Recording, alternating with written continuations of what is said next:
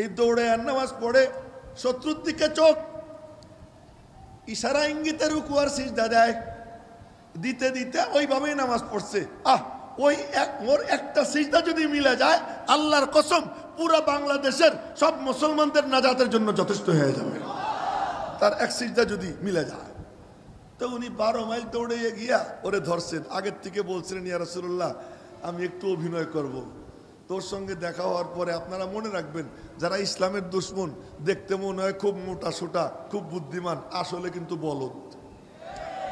এটা মনে রাখবেন, আসলে কি বলদ, গাধা। তো উনি আরো মজার এক হাদিস মাথায় আসছে, পরে শুনাবো। তো ইসলামের দুশমনরা মৌলিকভাবে কি হয়, গাধা হয়, ওদের মাথায় বুদ্ধি শুদ্ধি কম থাকে। তো উনি ওর কাছাকাছি গিয়া, ও ভাই কেমন আছো, কার বইল না, মুহাম্মাদের জ্বালায় বাঁচলাম না। ওই সাহাবি কয় কি, আমিও খুব বিপদে আছি ওনার কারণে। বলছিল না অভিনয় করবো, আমিও খুব বিপদে আছি ওনার কারণে। মনে মনে বলে, আল্লাহ কম বিপদ নি, আগে নামাজ না পড়লেও চলতো, এখন নামাজ পড়া লাগে। আগে কি সুন্দর, যারে মনে চায় তারে নিয়েই এক ঘরে ঢুকে যেতে পারতাম, এখন আর তা পারি না। কথা বুঝে আসে নাই কি বলছি? যারে মনে চায় তারে নিয়েই কোথাও ঢুকে যেতে পারতাম, এখন আর তা পারি না। আগে যা মনে চায় তাই খাবার পারতাম, এখন সব খাইতে পারি না। আমি কি কম বিপদে আসিনি? মনে মনে কয়, আমিও ওনার কারণে বিপদে আছি। ওই মাথা মোটা মনে মনে কয় কি, যাক একজন বন্ধু পাইলাম। এই দুইজন বসে গেছে, বসে গল্প সল্প করতেছে। এখন কেমনে নবীজির ধ্বংস করা যায় ও বলতেছে, দেখা যাক কি করা যায়। হঠাৎ করে কয় কি, ভাই এ তো তরবারিটা এত চকচকা, তো তরবারিটা এত চকচকা, এইটা এ দিয়ে কতজন রে মারলাম, দেখ। হাতে দিছে, হাতে দিছে, উনি দিকে নাড়তেছেন, নাইড়ে চেড়ে দেখতে দেখতে এক কোপ দিয়ে কল্লা কাটছে। আল্লাহু আকবার। আগামীকাল নাস্তা খেয়ে বললেন আপনারা। আচ্ছা, বলছিলাম মুস্কি হাসির কত দাম। ওই কল্লা কাইটা এরপরে ওই কল্লাটা তরবারির উপরে উঠেছেন, তরবারির আগার উপরে নিয়ে আবার দিছেন দৌড়। 12 মাইল দৌড়েই আসছেন, আবার 12 মাইল দৌড়াইতেছেন, কোনো ক্লান্তি নাই, কোনো ক্লান্তি নাই। এই 12 24 মাইল দৌড়ানো শেষ, নবীজির কাছে গেছেন, গিয়া মাথাটা নবীজির কদম মুবারকের কাছে রাখছেন, রাইকে বললেন, ইয়া রাসূলুল্লাহ কদ কাতালাল্লাহু আদুওয়াকা, আমি মারি নেই, আল্লাহ মারছেন। এটা মনে রাখবো সবাই যুবকরা, যে আমি করি না, করেন কে? আল্লাহ। আমাকে দিয়ে যদি কিছু হয় সেটা আমি না, কে করাবেন? আল্লাহ করাবেন। আল্লাহর দিকে নিষ্পত যত ভালো কাজ সব করাইতেছেন কে? আল্লাহ। আল্লাহ কয় যে আমি তীর দিয়া মারি, তীরে মারে না, আমি মারি। কথা বলেন না কেন? আমি যখন কাউকে লাঠি দিয়ে একটা বাড়ি মারলাম, লাঠিতে মারলো না, আমি মারলাম। কে মারলো? যারা মুজাহিদ, যারা আল্লাহর পথের প্রতীক, তারা যখন মারে, আল্লাহ কয় তোরা আমার লাঠি মারতেছি, আমি আল্লাহ তোদেরকে ব্যবহার করতেছি, তোদেরকে ব্যবহার করতেছি। উনি গিয়ে বললেন, ইয়া রাসূলুল্লাহ কদ কাতালাল্লাহু আদুওয়া। নবীজি দেখিয়া খুশি হয়ে গেছেন, মুস্কি হাসি দিছেন, মুস্কি হাসি দিছেন। তো ওই হাসি দিয়ে বললেন নবীজি, বাবা তুই কি পুরস্কার চাস, চা, তুই কি পুরস্কার চাবি, চা।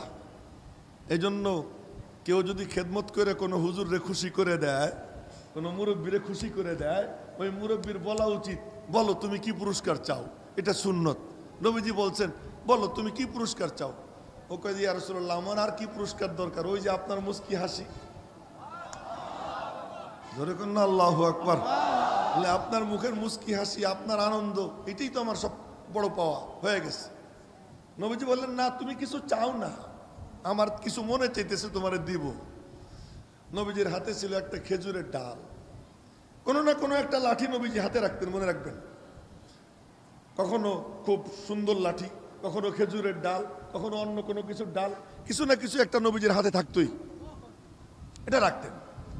আর লাঠি বলে দেই, যদি কেউ মনে রাখতে পারবেন রাখেন, লাঠি হলো সুন্নাতুল আম্বিয়া, জিনাতুল আউলিয়া, কুওয়াতুজ যুআফা, জরবাতুন লিল আদা। এখন তরজমা করতেছি। লাঠি নবীদের সুন্নত, ওলিদের সৌন্দর্য। এই সন্দীপের পিসা হুজুর ছিলেন মৌলানা ইদ্রিস সাহেব রহমতুল্লাহ আলাই, লাঠি হাতে নিলে সুন্দর দেখা যেত, সুন্দর দেখা যেত। জিনাতুল আউলিয়া সুন্নাতুল আম্বিয়া, নবীদের সুন্নাত।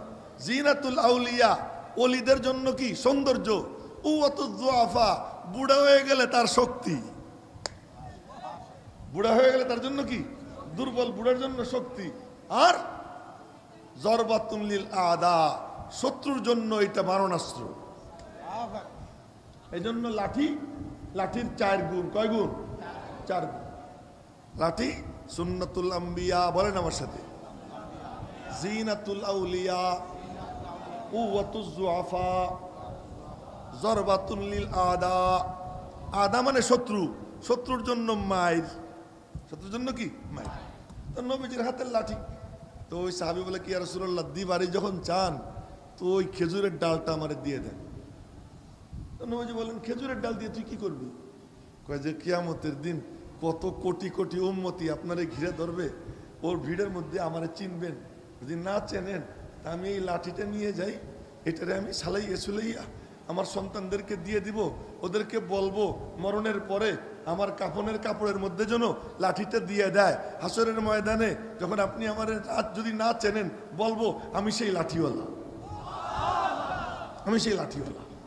তো যুবক না, যুবক সে নবীজির মুস্কি হাসি। নবীজি বললেন, এই আল্লাহর সাথে তুই ব্যবসা করতে চাস তো আল্লাহ পাককে তুই তোর যৌবন দিবি, বিনিময়ে আল্লাহ তোরে একটা মুস্কি হাসি দিবেন।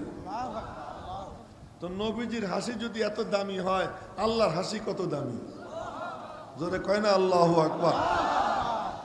তো ওই যুবক মনে মনে, হাতে ছিল খেজুরের ছড়া, তো একটা দুইটা খাইতেছেন, তারপর দূর দেরি হয়ে যাইতেছে, আমি আল্লাহর মুস্কি হাসি নিব, এই বইলাই শত্রুদের দিকে দৌড় দিছে। তো নবীজি এইভাবে অপলক নেত্রে তাকাইয়া রয়েছেন, মনে হয় যেন মেঘের মধ্যে চাঁদ ঢুকে যেতেছে। এরপরে যুদ্ধ করতে করতে শহীদ হয়ে গেছেন। শহীদ হওয়ার পরে উহুদের যুদ্ধের দুইজনকে এক এক কবরে শোয়ানো হয়েছে, দুইজনকে। তার মধ্যে আলাদা মুসাব ইবনে উমায়ের, ওনার জন্য আলাদা কবর হয়েছে, বিশাল দেহ, ওনার কবরটাও বড়, তো ওনার জন্য আলাদা কবর। কি জন্য?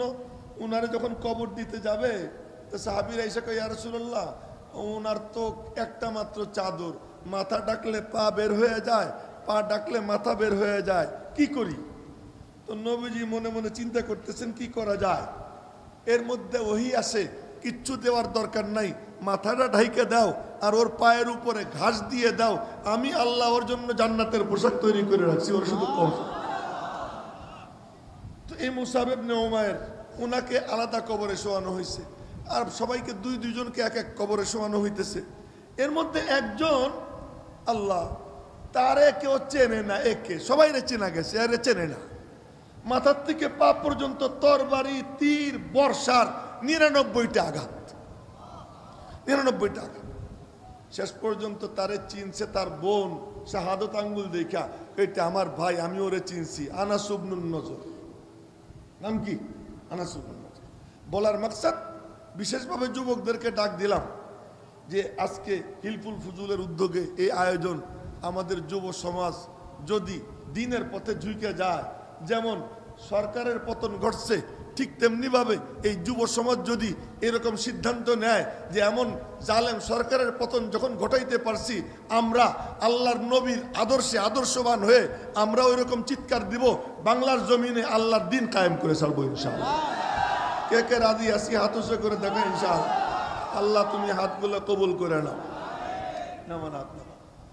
প্রথম কথা আমার তা হলো কি, যে আপনাদেরকে বিশেষভাবে যুবকদেরকে ডাক কেন দিছিলাম তার কারণ বললাম। এই একটার কারণ কইতে থাকলে লম্বা করতে করতে আর বাকি কথা বলা যাবে না। দ্বিতীয় কথা বলতেছি, এটা একটা দ্বীনি মজলিস, দ্বীনি মজলিসের আদব রক্ষা করা জরুরি। আদবটা কি?